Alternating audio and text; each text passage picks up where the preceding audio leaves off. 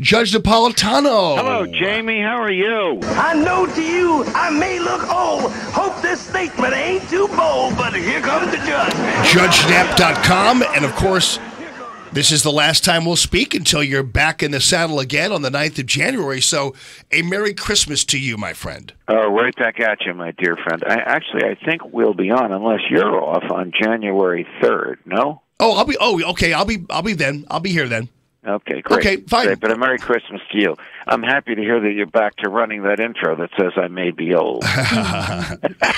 We love it, buddy. Hey, what do we know when people keep saying the 17 intelligence agencies? What are those? Do we know?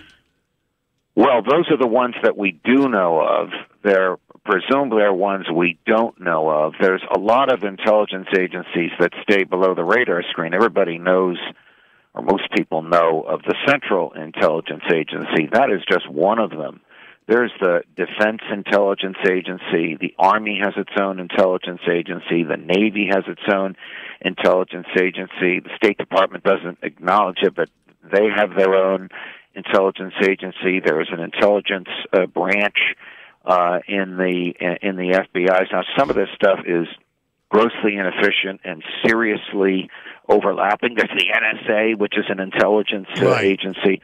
So these are the ones that we know of. Their job, they all have the same job: to steal and to keep secrets in an effort to keep the country safe, to steal secrets from bad people, sometimes from good people, because sometimes we spy on our own allies, who presumably, or at least in public, we trust, and to keep secrets away from those who would harm us. But here's the thing. The FBI and the CIA both examined the same raw intelligence. The CIA concluded the Russians hacked Hillary to help Trump win.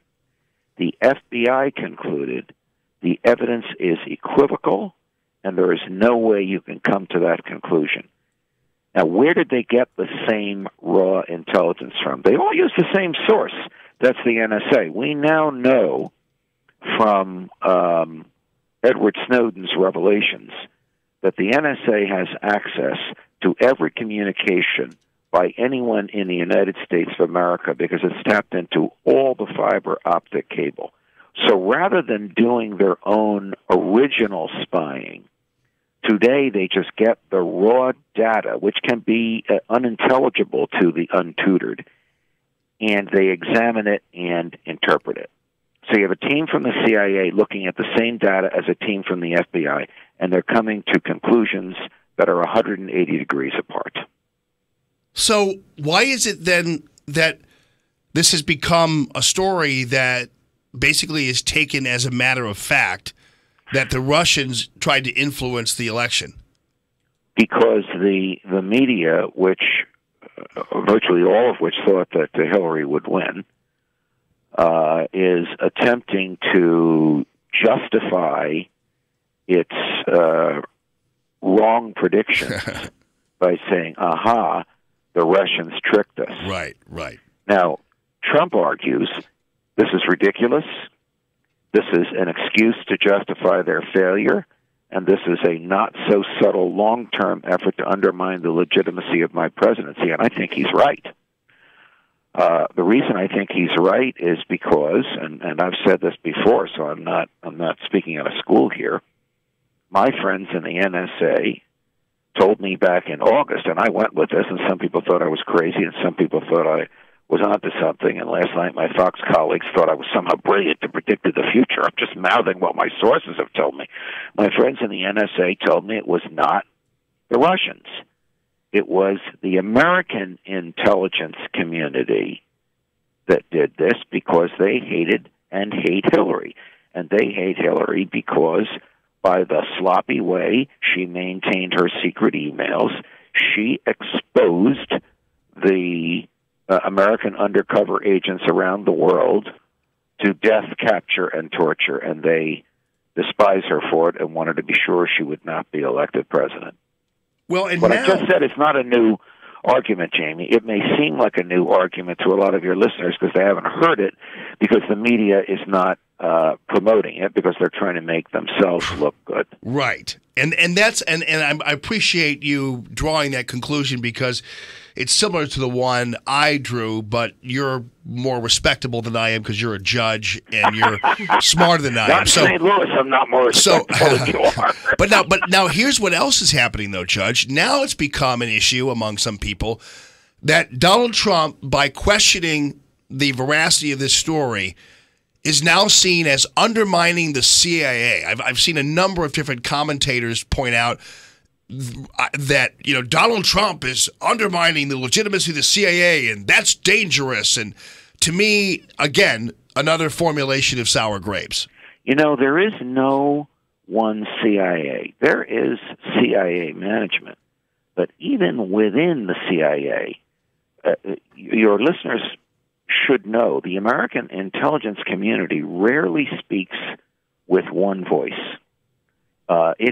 The members of it have the same biases, prejudices, jealousies, intellectual shortcomings, ideological underpinnings as the public at large. And we know from the argument I've just been making to you that in cyber warfare, two or more people or two or more groups can look at the same metadata, the same raw data acquired by spies, and read it and interpret it differently.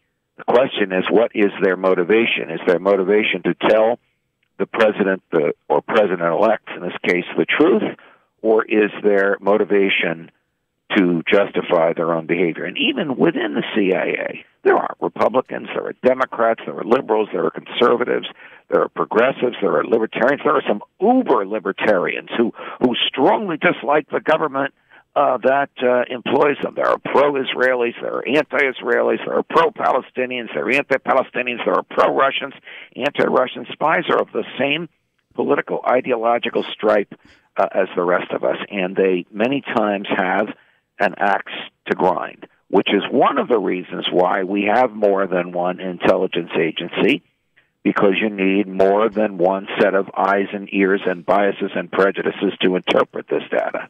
Well, and some of these guys are the ones who signed that list long ago. Remember, there were like 150 intelligence officials who have signed a document saying Trump is dangerous or whatever that was. Trump is dangerous and Trump is incompetent. Yeah, I don't think you'll hear them say that again. The other thing I want to argue, Jamie, is that there's a difference between leaking and hacking. Right. Leaking is when someone on the inside reveals sensitive material, or someone remotely accesses sensitive material and exposes it.